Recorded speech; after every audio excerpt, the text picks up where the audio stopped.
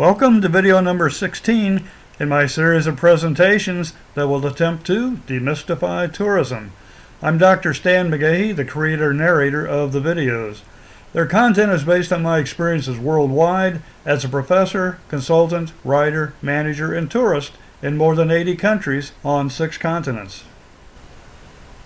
Tourism's environmental impacts, including those on land, water, and air, plants and animals, and diverse ecosystems, come from 3 sources.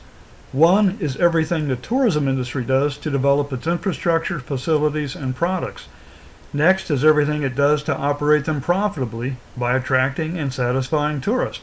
And then there are those created by the attitudes, behaviors, and actions of the tourists themselves.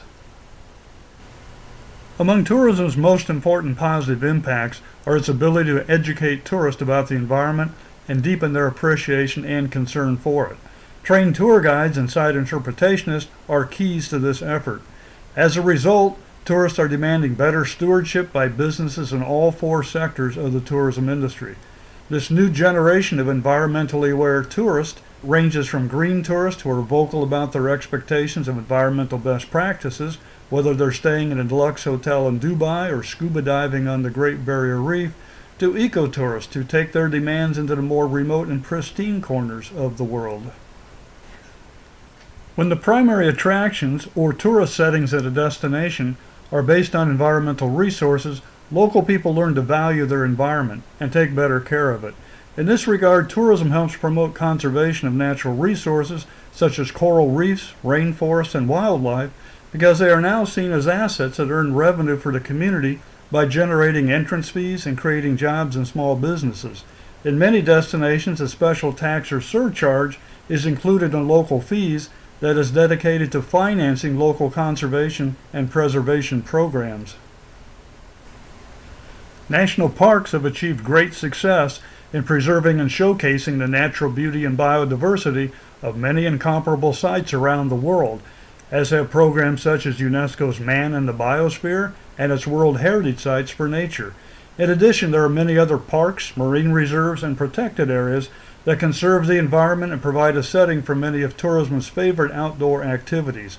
Without tourism to lobby for these protected areas and provide a significant portion of their funding, much less of these environmental treasures would be set aside and supported by local communities. As the recognition and emphasis on environmental resources became a major thrust in many destinations worldwide in the last quarter of the 20th century, the tourism industry responded by developing concepts that would reduce the many impacts it was placing on the environment during development and operations. Among the best known and widely practiced are ecotourism, responsible tourism, and sustainable tourism. Other related concepts are adventure travel, low-impact tourism, nature tourism, green tourism, endemic tourism, indigenous tourism, and village tourism. A number of high-profile organizations have been founded to develop and promote these concepts, such as the International Ecotourism Society and the Adventure Travel Trade Association. Tourism's 3 main negative impacts on the environment are its physical impacts, pollution, and degradation of natural resources. As tourism continues to develop and grow everywhere, it involves a great deal of construction, from clearing land and building infrastructure for the development of lodges and resorts, to opening ski runs and hiking trails, to widening roads, expanding airports, and dredging seaports that often transform the physical character of the environment. Some tourism businesses operate in a green, responsible, and sustainable manner. Others look for short-term profit and ignore environmental best practices. Governments are also guilty of environmental neglect when they pass laws, some with many loopholes, yet fail to enforce them or eliminate exemptions doled out as political favors. When tourism development clears land, it often causes deforestation, as resorts, ski lifts, highways, and golf courses are built to support tourism. In doing so, it can remove valuable foliage, destroy habitats, disrupt migration routes, and consume huge amounts of water, all of which exert negative impacts on the environment. Water is essential for all life forms, but is becoming scarce in many cities and on many islands. Tourists worsen the problem since they often use much more water per day than the typical local person, and attractions such as golf courses and theme parks use large amounts of water for their operations. During tourism planning, communities must make wise decisions in regard to the type of destination they allow to be developed based on the current and future capability of their natural resources.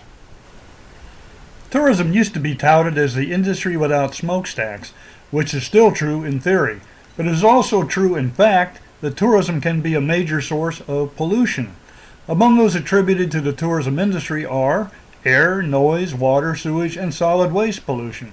Ships, boats, buses, RVs, snowmobiles, and other vehicles, both on-road and off-road, contribute to air and noise pollution, as well as oil and chemical pollution. Lodging and dining facilities are often responsible for additional chemical pollution. Littering is another problem that despoils the environment, as is architectural and visual pollution, allowed by ineffective building codes, as well as ribbon development along roadways allowed by improper planning and ineffective zoning laws. When properly planned and operated, tourism can be a sustainable source of revenue in destinations that might otherwise turn to extractive industries that pillage their environment.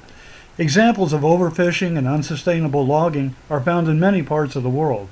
But tourism must do its part also, or it will damage the very resources that tourists come to see and in effect kill the goose that lays the golden egg. Establishing and adhering to the physical carrying capacity within each destination, which is one of the topics in the next video, will help limit the negative environmental impacts of tourism. Now I invite you to watch video number 17, 3 tourism carrying capacities. Thank you.